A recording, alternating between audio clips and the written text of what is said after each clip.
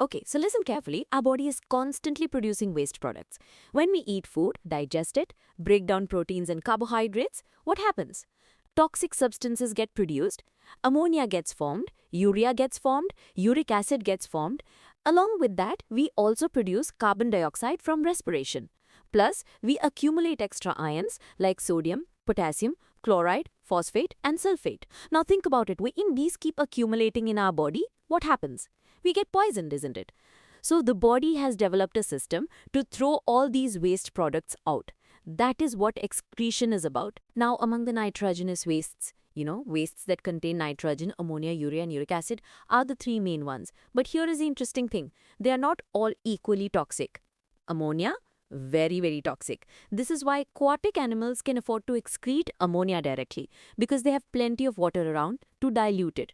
But if you're a terrestrial animal living on land, you cannot waste so much water, no? So evolution has given you the ability to convert ammonia into less toxic forms. Uric acid is actually the least toxic. So birds and insects, they can excrete uric acid as a paste and lose almost no water. Simple, isn't it? So let me explain ammonotelism. Basically, when an organism's main strategy is to excrete ammonia, we call it ammonotelic. Think about fish-bony fish, aquatic amphibians like tadpoles, aquatic insects. They are all ammonotelic animals. Why? Because they live in water and ammonia is highly soluble in water. So what does the body do? The ammonia produced from protein breakdown simply diffuses out through the body surface or through the gills in case of fish. Very efficient system if water is available in abundance. Here is the key point with ammonotelism. The kidneys are not doing much work. The ammonia is so soluble that it just diffuses out on its own. In fish specifically, the ammonia gets converted to ammonium ions and exits through the gills directly into the water. No need for a fancy kidney system to concentrate it. Just simple diffusion. That is the beauty of being aquatic point. You can afford to be inefficient about water conservation because water is everywhere around you. Now when you move to land, the situation changes completely. Water is not flowing all around you anymore. If you try to excrete ammonia on land, you would lose too much water diluting it. So terrestrial animals have evolved a different strategy. They convert the highly toxic ammonia into a less toxic compound called urea. These animals are called urotelic animals. And what is interesting, this includes mammals, many kahinas. Yes, humans too, many terrestrial amphibians like frogs and even some marine fish that evolved from terrestrial ancestors. All of them are urotelic. Here is how it works. In your liver, that large organ in your abdomen, whenever ammonia is produced from breaking down proteins, it immediately gets converted into urea. This urea then enters your blood. The blood reaches your kidneys and the kidneys filter out this urea and throw it out in your urine. Very efficient system. And notice something interesting. Sometimes a bit of urea is retained in the kidney tissue itself to maintain the osmotic pressure. Clever mechanism, isn't it? Now if you want to be the champion of water conservation, you become uricotelic. These are animals like birds, think of pigeons, peacocks, reptiles like snakes and lizards, insects like cockroaches. These animals have taken the strategy to its extreme. They convert ammonia all the way into uric acid, which is the least toxic form. And this uric acid, they excrete it as a paste or a pellet. Almost no water is wasted. If you have ever seen bird droppings, that white material, that is basically uric acid paste. Incredibly efficient. Okay, so now let us look at how different animals solve the excretion problem. Let us start with simpler organisms. Flatworms like Planaria, they have these tiny structures called protonephridia or flame cells. Do not get confused by the name. These are not actual kidneys. They are simple tubular structures. Their main job is not really excretion in the sense of throwing out nitrogen wastes. Their main job is something called osmoregulation, phagoms, maintaining the right balance of water and salts. These flame cells also appear in rotifers and some annelids. Now, if you move to something like an earthworm or other annelids, they have more developed structures called nephridia. Think of these as the first step towards a real kidney system. Each body segment of the worm has these nephridia. They are tubular like tiny pipes and they do two jobs.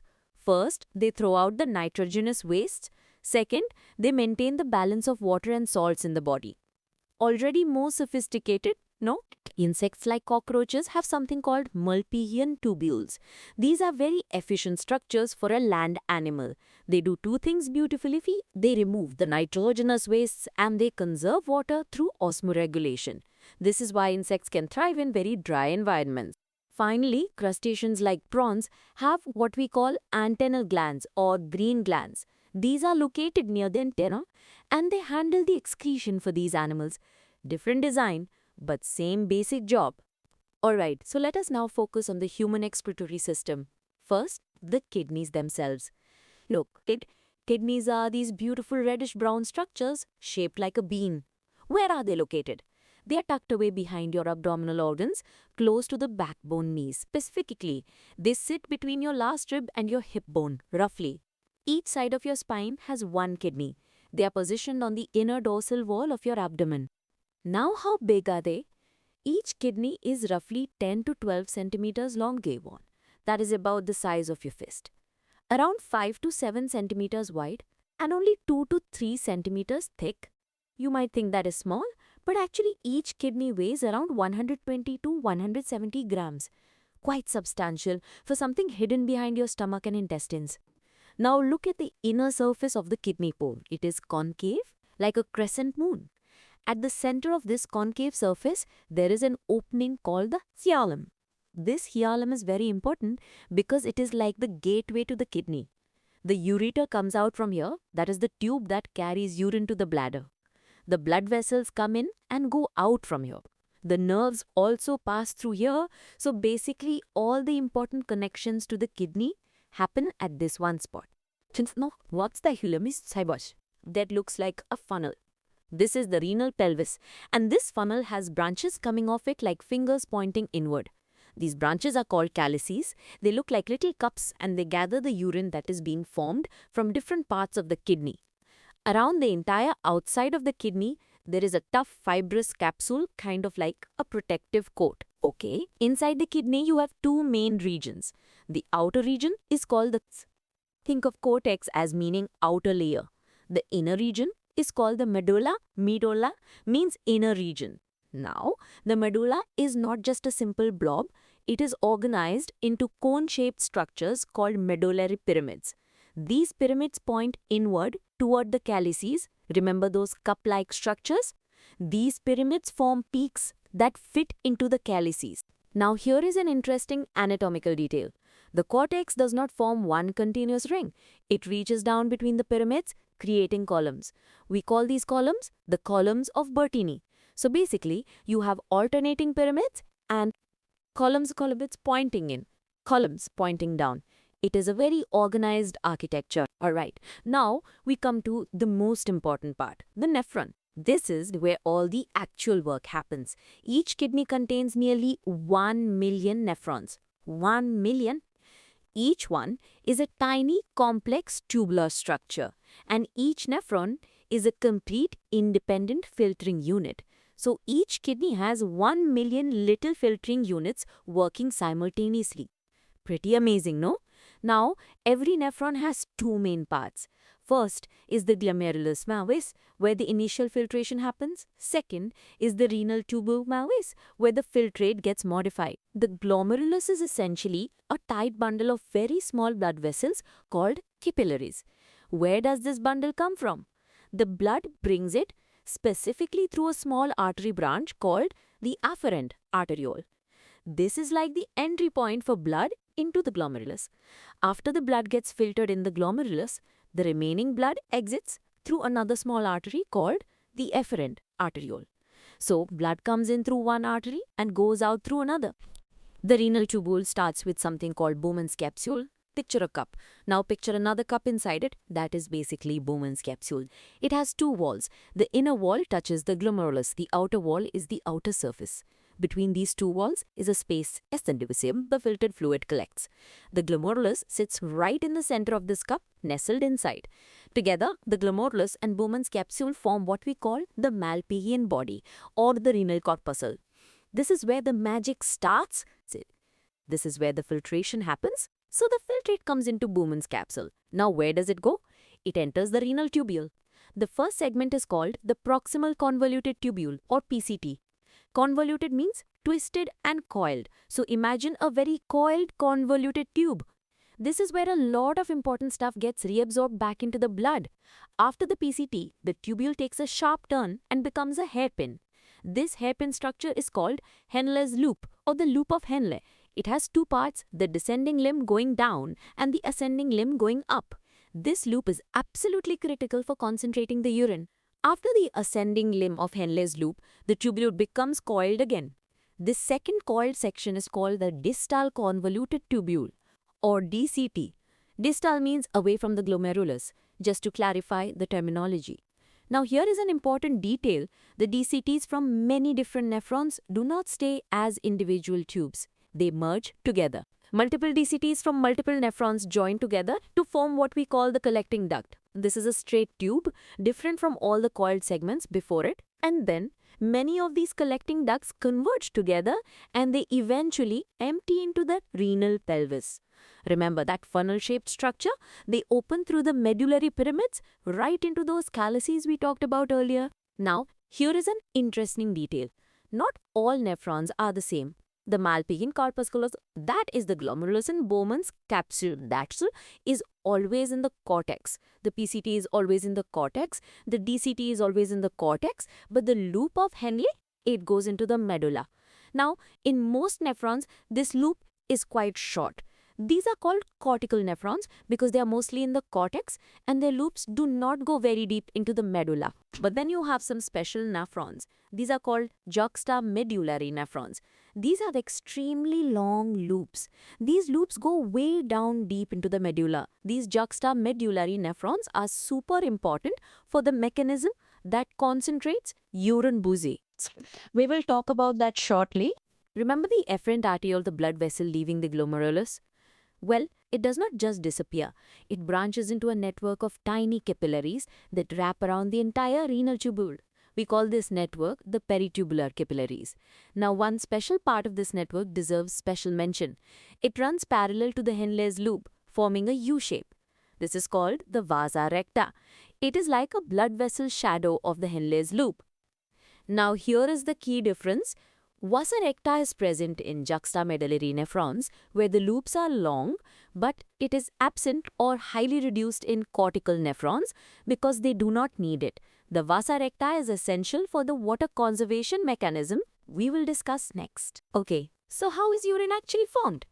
It is not like the kidney just filters blood and throws everything out. No, it is much more sophisticated than that. There are three separate processes happening and they happen in different parts of the nephron. First is filtration. This is where blood plasma gets separated from blood cells and proteins. Second is reabsorption for food jaws. Different things that got filtered out are brought back into the blood. Third is secretion. Additional wastes are actively pumped into the filtrate. These three processes working together create urine. Let us talk about filtration. Every minute, what is being filtered by your kidneys?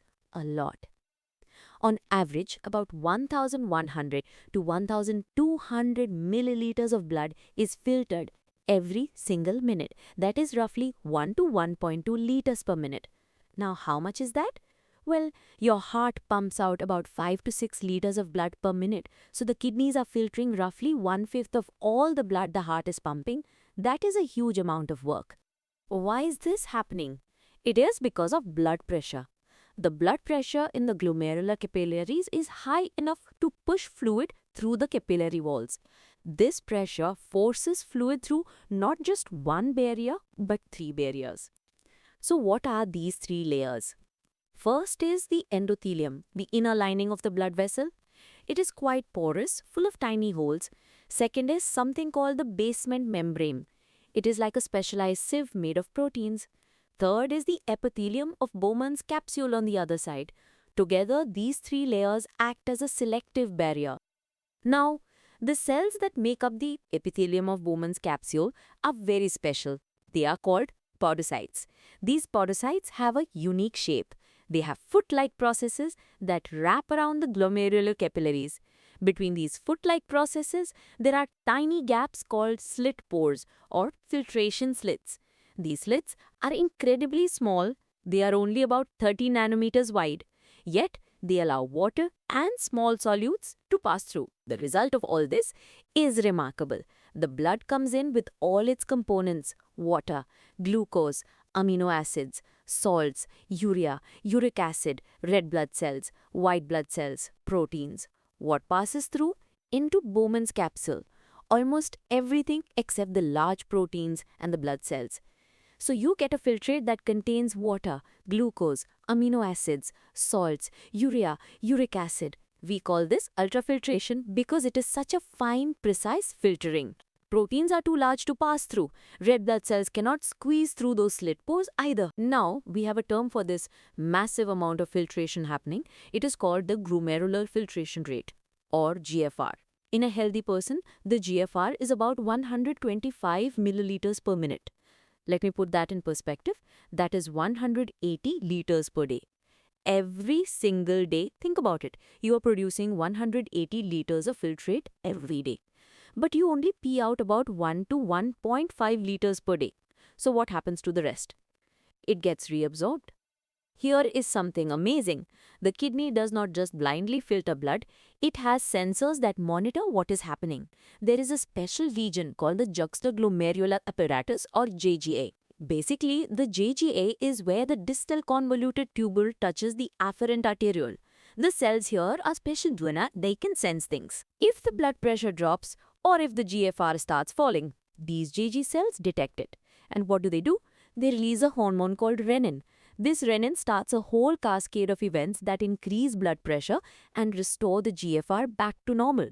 It is like your kidney's own quality control system. Now imagine this, 180 liters of filtrate is formed daily, but you only excrete about 1 to 1.5 liters as urine. What happens to all that water and those valuable substances like glucose and amino acids? They get reabsorbed back into the blood, so 99% reabsorption. That is the process we call reabsorption. How does this happen? The cells lining the renal tubule are selective. Some things they want back, so they actively transport them, meaning they use energy to pump them back into the blood. Glucose, amino acids, sodium halides. These are valuable things, so they get actively reabsorbed. Other things, like nitrogenous wastes, they do not care about, so they remain in the filtrate and get passively filtered along. Wait, there is more.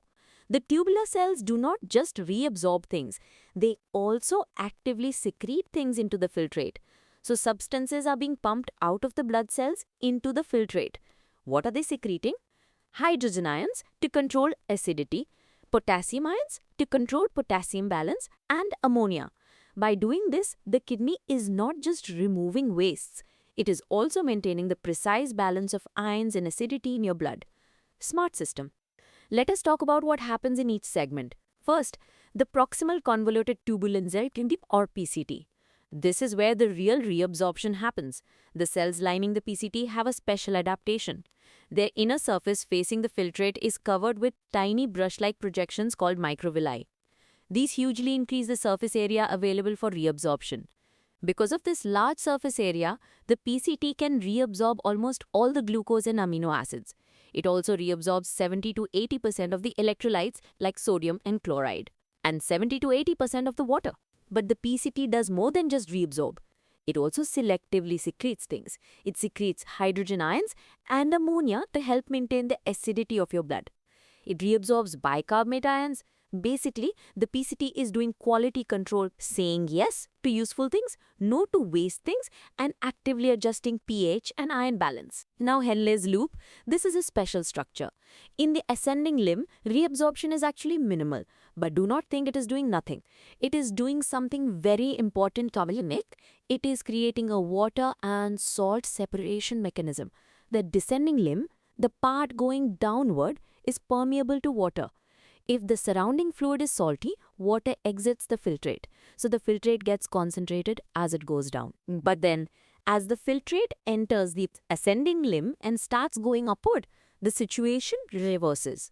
The ascending limb is impermeable to water. Water cannot escape. But electrolytes like sodium and chloride can transport out of the filtrate into the surrounding fluid. So as the filtrate goes up, it loses salts but cannot lose water, so it becomes diluted. It is like the descending limb concentrates the filtrate and the ascending limb dilutes it. Together, they create a salt gradient in the medullary tissue. Now, the distal convoluted tubule. Notice I said conditional. That means it depends on conditions. The DCT reabsorbs sodium ions in water, but only when the body needs them. If you have plenty of sodium already, the DCT will not reabsorb much. If you are dehydrated, the DCT will reabsorb water. Basically, it is responsive to hormonal signals. The DCT also selectively reabsorbs bicarbonate and selectively secretes hydrogen and potassium ions to maintain the body's acid-base balance and electrolyte balance. And then, the collecting duct. This is the final segment. It extends all the way from the cortex down into the inner medulla. In this segment, real large amounts of water can be reabsorbed. That, again, only if the body needs it. When your body is dehydrated, your pituitary gland releases ADH hormone, which opens water channels in the collecting duct, allowing massive water reabsorption. This is what produces your concentrated urine. Alright. This is the sophisticated part. How do mammals produce such concentrated urine? The secret is something called the countercurrent mechanism. Picture this. You have Henle's loop, the filtrate is flowing down one side and up the other side. At the same time, right next to it, you have the vasa recta, blood is flowing up one side and down the other side. So the flows are going in opposite directions. We call this countercurrent. It is a brilliant arrangement. Now here is what happens. The proximity of Henle's loop and vasa recta to each other is very close. And because of this countercurrent arrangement, an osmotic gradient is created and maintained. In the cortex, the osmolarity is about 300 milliosmoles per liter, roughly normal. But as you go deeper into the medulla, the osmolarity increases. At the deepest part of the medulla, it reaches about 1200 milliosmoles per liter. That is 4 times higher. This gradient is maintained by continuous transport. How is this gradient made? Mainly by sodium chloride salt. The ascending limb of Henle's loop actively pumps out sodium and chloride ions. These ions get exchanged with the blood in the descending limb of the vasa recta. Then the blood in the ascending limb of the vasa recta brings this salt back to the interstitium. So salt is being concentrated in the medullary tissue. It is a circulation system. Also, urea plays a role. Small amounts of urea enter the thin ascending segment of Henle's loop and eventually get transported back to the medullary interstitium by the collecting duct. So you have salt and urea building up in the medullary tissue. This transport of substances facilitated by the special countercurrent arrangement is called the countercurrent mechanism. Now what is the payoff? This osmotic gradient in the medullary tissue creates a situation where water wants to escape from the collecting duct. When you are dehydrated and your body releases ADH, this hormone opens water channels in the collecting duct. Water then flows out of the duct into the concentrated medullary tissue and gets reabsorbed back into the blood. The filtrate left in the collecting duct becomes very concentrated. Your kidneys can produce urine 4 times more concentrated than the original filtrate. That is incredible water conservation. So now we come to how the body controls the kidney. The kidney does not just work independently, it is controlled by hormones. The brain's hypothalamus is monitoring your blood osmolarity and blood volume. The JGA in your kidney is monitoring blood pressure and GFR. Even your heart is sending signals. All of these work together to regulate kidney function. So here is what happens. Your body has special sensors called osmoreceptors. These are located in your brain, mainly in the hypothalamus. These sensors are constantly monitoring your blood. They check the blood volume, they check the osmolarity, salt concentration, they check the ionic concentration. If something goes wrong, maybe if you lose too much fluid, for example, these osmoreceptors sound the alarm. When these osmoreceptors detect excessive fluid loss, they stimulate the hypothalamus. The hypothalamus then releases a hormone called ADH, antidiuretic hormone. You might also hear it called vasopressin. This hormone is released from the back of your pituitary gland called the neurohypophysis. Now this ADH travels through the blood to your kidney. When it reaches the collecting duct, it opens water channels. Water starts flowing out of the duct back into the blood. The urine becomes very concentrated. You produce less urine. That is antidiuresis. Anti means against. Diuresis means urine production. Now what if you drink a lot of water? Your blood volume increases, osmolarity decreases. The osmoreceptors turn off. ADH release stops. Without ADH, the collecting duct water channels close. Water cannot escape from the duct. You produce lots of dilute urine. That is the feedback loop. Also, ADH has another effector. It constricts blood vessels. This raises blood pressure, which also helps increase GFR and blood flow through the kidneys. Now, there is another system. Remember the JGA? When blood pressure drops or GFR starts falling, the JG cells detect it. These cells then release a hormone called renin. Renin is like an alarm signal that says the blood pressure is too low, we need to do something about it. Now the renin enters the bloodstream. In the blood, there is a protein called angiotensinogen, usually made by the liver. Renin acts on this protein and converts it into angiotensin I. Then, another enzyme called angiotensin converting enzyme or ACE further converts angiotensin I into angiotensin II. Now, angiotensin II is a powerful substance. It is a vasoconstrictor. It makes blood vessels narrow. When blood vessels constrict, blood pressure increases, and when blood pressure increases in the glomerulus, GFR increases. Problem solved. And wait, there is more to this system. Angiotensin II does something else. It stimulates your adrenal glands, those small glands sitting on top of your kidneys. The adrenal glands then release a hormone called aldosterone.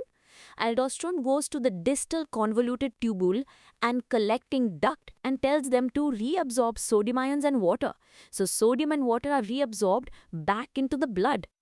When sodium and water are reabsorbed, blood volume increases. Blood pressure increases more, GFR increases. This whole cascade, renin release, angiotensin conversion, aldosterone release, sodium and water reabsorption, is called the renin-angiotensin-aldosterone system, or RAAS. It is like your kidney's emergency response to low blood pressure. Now, here is the balance. When your blood pressure and blood volume get too high, your heart is being stretched. The atrial walls are stretched. When this happens, the heart cells release a hormone called ANF, atrial energetic factor. This ANF does the opposite of angiotensin II. Instead of constricting blood vessels, ANF dilates blood vessels, makes them wider. This causes blood pressure to drop. Also, ANF tells the kidneys to excrete more sodium and water, so blood volume drops, blood pressure drops even more. This ANF system balances out the RAAS. If RAAS raises blood pressure too much, ANF brings it back down. It is a beautiful system of checks and balances. So the urine is formed. Now where does it go? It goes into the urinary bladder, a muscular sac where it is stored. You could be making urine all day long, but you do not pee continuously. You hold it until you decide to go to the bathroom. How does your body know when the bladder is full? Because of stretch receptors. When your bladder fills with urine, it stretches. These stretch receptors on the bladder wall sense this stretching and send signals to your spinal cord and brain. Your brain then sends messages back down. These messages cause the smooth muscles of the bladder to contract. They squeeze. At the same time, the urethral sphincter, the muscle controlling the opening where urine exits, relaxes. When the sphincter relaxes and the bladder contracts, urine flows out. You pee. This entire process from the bladder stretching to the urine flowing out is called micturition. And the neural reflex that controls it is called the micturition reflex. Here is the thing. You can override this reflex. Your higher brain centers can hold the sphincter closed even if the bladder is sending the signal to release. That is why you do not pee when you sneeze or laugh involuntarily. What does normal urine look like? It is pale yellow or colorless. It is clear, mostly water. Why is it acidic? Because your kidneys secrete hydrogen ions to maintain your blood pH. On average, you produce 1 to 1.5 liters of urine per day. This varies depending on how much you drink and how much you sweat. But that is the average. Urine has a characteristic smell, you know it when you smell it. The main waste in urine is urea. You excrete about 25 to 30 grams of urea every day. Now, different conditions change what is in your urine. If you have an infection, there might be bacteria. If you have diabetes, there might be glucose. That is why doctors often ask for a urine sample. It tells them a lot about what is going on inside your body. So, urine analysis. What are doctors looking for? If they find glucose in the urine, we call it glycosuria. That means your blood glucose is too high. Normally, all glucose gets reabsorbed in the PCT, but if there is too much glucose in the blood, some escapes into the urine. This is a sign of diabetes. If they find ketone bodies, ketonuria, clarif, that means you are burning a lot of fat. This can happen in diabetes or in starvation. These are both signs that something metabolic is wrong. So by looking at urine, doctors can diagnose many disorders. Now the kidneys are the main excretory organ, but they are not alone. Your lungs also excrete. Every time you breathe, you are excreting carbon dioxide. Your cells produce CO2 as they respire. This CO2 diffuses into the blood. The blood carries it to the lungs. Your lungs exhale it. In fact, your lungs remove about 200 milliliters of CO2 every minute. That is a lot of CO2. Also, along with that CO2, you are exhaling water vapor. That is why your breath is moist. The liver is huge, the largest internal organ in your body. What does the liver excrete? It produces bile. Bile is a greenish-yellow fluid. What is in bile? Products from breaking down old red blood cells, bilirubin and biliverdin. These give bile its color. Also cholesterol. Also degraded hormones from your blood. Also drugs you have taken. Basically, the liver is dumping all kinds of waste into bile. Now, where does all this bile go? It goes into your small intestine to help digest fat. But it does not all get reabsorbed. Most of it continues through your digestive tract and exits your body in your feces. So the liver is excreting waste, just using a different route than the kidneys. Your skin also excretes. You have sweat glands in your skin. When you are hot or you exercise, these glands produce sweat. What is in sweat? Mostly water and salt, sodium chloride, also a bit of urea, also lactic acid. So sweat contains waste products that your body wants to get rid of. Now sweat's main job is not excretion. Its main job is cooling. When sweat evaporates from your skin, it takes away heat and cools you down. But as a side benefit, you also lose some wastes through sweat.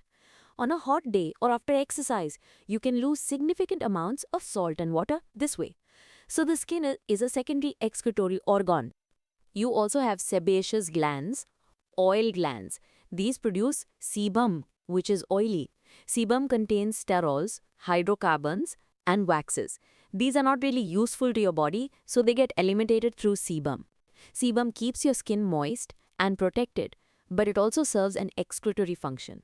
Small amounts of nitrogenous wastes can even be eliminated through your saliva, though that is minor. So now we talk about diseases. What happens if your kidneys fail? One condition is uremia. Uri means urea. Emia means in blood. So uremia means urea in blood. When your kidneys are not working properly, urea accumulates in your blood because it is not being filtered out and excreted. This is highly toxic. It causes confusion, nausea, fatigue. If untreated, it can be fatal. That is why kidney disease is so serious. For patients with kidney failure, we have a treatment hemodialysis.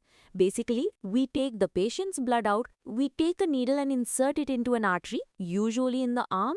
We draw blood from the body and pump it into a machine. This machine is called an artificial kidney. Inside the machine, there is a coiled tube made of cellophane. This tube is surrounded by a special fluid, the dialyzing fluid. Now the dialyzing fluid is specially made to mimic plasma. It has the right salts, the right glucose, everything, but it does not have any nitrogenous wastes. The cellophane is porous, it has holes. Because there are no wastes in the dialyzing fluid, but lots of wastes in the blood, the wastes move out of the blood into the fluid. So the wastes diffuse out. The blood gets cleared of its toxic wastes.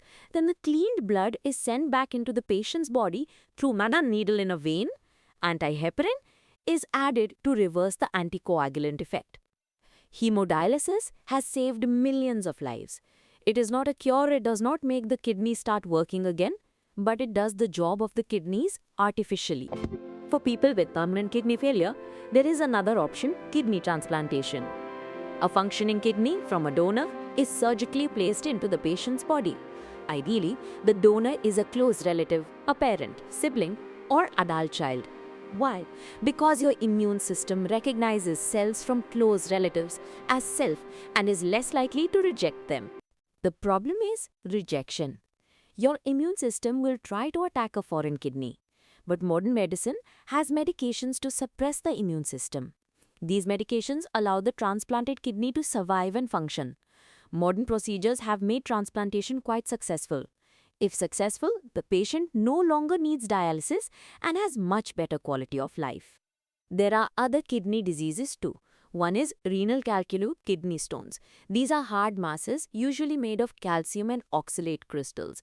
They form inside the kidney when certain substances crystallize. When a stone moves into the ureter or urethra, it causes severe pain, one of the worst pains people experience. It also blocks urine flow. Another disease is glomerulonephritis, inflammation of the glomeruli. The filtering structures get inflamed, usually due to an autoimmune reaction. When the glomeruli are inflamed, they cannot filter properly. Proteins leak into the urine. Kidney function declines. This can progress to kidney failure if not treated. Let me recap everything. Animals produce waste ammonia from breaking down proteins, carbon dioxide from respiration, extra water and ions. The three main nitrogenous wastes are ammonia, urea and uric acid. Ammonia is toxic, urea is less toxic, uric acid is least toxic. Different animals use different strategies. Fish and tadpoles use ammonotelism. They excrete ammonia directly because they live in water. Mammals and terrestrial frogs use ureotelism. They convert ammonia to urea to conserve water. Birds, snakes and insects use uricotelism. They convert ammonia all the way to uric acid because they have very little water access. Simple strategies for different environments. Invertebrate animals have different excretory structures. Flatworms have flame cells, primitive structures. Earthworms have nephridia, more advanced. Insects have Malpighian tubules, very efficient. Crustaceans have green glands. Each is adapted to that animal's lifestyle and environment. These are the evolutionary steps that led to the complex kidney system in vertebrates. So the human kidney, each one sits next to your spine, tucked behind your stomach, about fist-sized, around 150 grams. The outer cortex is where initial filtering happens. The inner medulla has cone-shaped pyramids. The hilum is where the ureter, blood vessels, and nerves enter. Everything is carefully organized. Each kidney has 1 million nephrons working together. Each nephron is independent but follows the same basic plan. Blood enters the glomerulus, where initial filtration happens. The filtrate enters Bowman's capsule, they call it, the renal corpuscle together. Then the filtrate travels through the proximal convoluted tubule, where most reabsorption occurs. Then through Henle's loop, which concentrates the filtrate. Then through the distal convoluted tubule, where fine adjustments happen. Finally, through the collecting duct, where more water is reabsorbed. Most nephrons are cortical nephrons with short loops, but some are juxtamedullary with long loops specialized for concentration. Filtration is incredible. 1 to 1.2 liters of blood filtered every minute. That is 180 liters per day. It is ultrafiltration. Everything passes through except proteins and blood cells. The three-layer barrier keeps the useful stuff in while letting wastes out. The glomerular filtration rate is 125 milliliters per minute in healthy people. Reabsorption is equally incredible. 180 liters filtered, but only 1 to 1.5 liters becomes urine. Where does the rest go? Back into the blood. 99% gets reabsorbed. Glucose and amino acids are actively pumped back. Sodium is actively pumped back. Water follows osmotically. Nitrogenous wastes are not reabsorbed, they stay in the filtrate. Tubular secretion adds the final touches. Hydrogen ions are secreted to keep your blood pH normal. Potassium ions are secreted to maintain potassium balance. Ammonia is secreted. This is active secretion cells pump these things out into the filtrate. It is how the kidney maintains your blood chemistry. Counter-current mechanism is beautiful. Henle's loop goes down and then up. The descending part lets water out, concentrating the filtrate. The ascending part lets salt out, diluting the filtrate. The vasa recta, the blood vessels next to it, does the same thing in countercurrent. Down one side, up the other side. This countercurrent arrangement with these opposite flows creates an osmotic gradient. Salt accumulates in the medullary tissue. This gradient is powerful. In the cortex, osmolarity is normal with 300, but go deeper into the medulla and osmolarity increases to 1200 times higher. This is maintained by salt from Henle's loop and urea from the collecting duct accumulating in the medullary tissue. When you are dehydrated and ADH is present, water in the collecting duct responds to this gradient. Water flows out into the concentrated medullary tissue and gets reabsorbed. The urine becomes concentrated medullary, up to 4 times more concentrated than the original filtrate. That is water conservation at its finest. Regulation by ADH. Your hypothalamus is always monitoring blood osmolarity and volume. If osmolarity gets high, too salty, or volume gets low, not enough blood, the hypothalamus releases ADH. ADH goes to the collecting duct and opens water channels. Water pours out back into the blood, urine becomes concentrated, you pee less. ADH also constricts blood vessels to raise blood pressure. If osmolarity gets low, too dilute, or volume gets high, ADH release stops. No water reabsorption in collecting duct.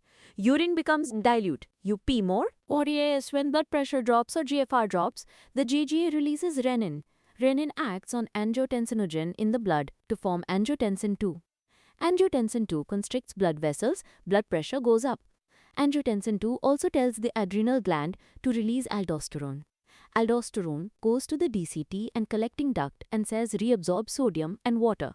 So sodium and water are reabsorbed, blood volume increases, blood pressure increases more. RAS is the kidney's emergency system to maintain blood pressure. ANF balances it out. When blood volume gets too high and atrial walls stretch, the heart releases ANF. ANF does the opposite of angiotensin II. It dilates blood vessels. Blood pressure goes down. It tells the kidneys to excrete more sodium and water. Blood volume decreases. Blood pressure decreases more. So you have ADH and RAS trying to conserve fluid when you need it, and ANF trying to get rid of fluid when there is too much. Perfect balance. Micturition, how you urinate. Urine is made and flows down to your bladder. Your bladder is a storage tank. As it fills, it stretches. The stretch receptors on the bladder wall feel this stretching and send signals to your spinal cord. Your spinal cord sends signals back to contract the bladder's smooth muscle and relax the urethral sphincter. Urine flows out. But here is the thing, you can control this. Your brain can suppress this reflex. That is why you do not pee when you laugh or sneeze involuntarily. When kidneys fail, uremia develops. Urea and other wastes accumulate in blood. This is life-threatening, but we have hemodialysis. The patient's blood is pumped through an artificial kidney machine. Inside is a cellophane tube surrounded by special dialysing fluid.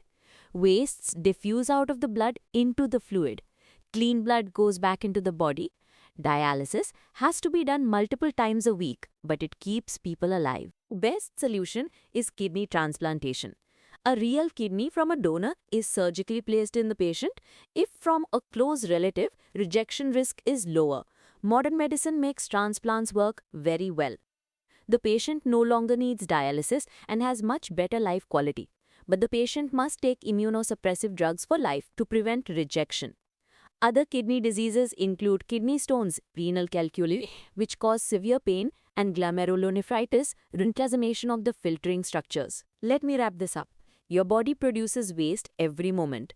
Proteins break down creating ammonia, cells respire creating carbon dioxide. Metabolism creates various byproducts. The question is how to eliminate these efficiently. Evolution solved this differently in different organisms. Aquatic animals said, we have water, just dump it all as ammonia. Terrestrial animals said, we need to conserve water, convert to urea. Desert and flying animals said, convert to uric acid to save maximum water. Humans are ureotelic. We produce about 1 to 1.5 liters of urine daily. That does not sound like much, but it is about 180 liters of filtrate being processed to make that 1 to 1.5 liters of final urine. Each kidney has 1 million nephrons, that is 2 million nephrons total, all filtering simultaneously. Each glomerulus filters blood. The renal tubule then selectively reabsorbs useful things and lets waste stay. Active secretion adds extra wastes. The result is controlled, precise excretion of wastes while conserving valuable substances. The countercurrent mechanism lets you produce urine 4 times more concentrated than your blood plasma. This is engineering at its finest. The kidney is not just filtering trash, it is maintaining your blood pressure, it is maintaining your blood volume, it is maintaining your blood osmolarity in the salt concentration, it is maintaining your electrolyte balance, it is maintaining your blood pH, all through sophisticated hormonal regulation. ADH says save water when you are dehydrated, or AAS says raise blood pressure when it drops.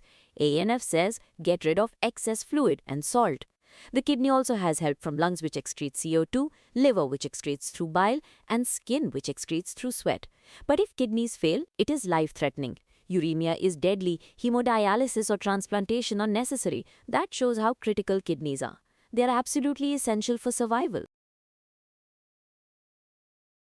Meet EL, your AI study companion. Transform PDFs into smart study guides, practice tests, and flashcards for UPSC NEET, banking, and any competitive exam. Master your exam preparation with EL.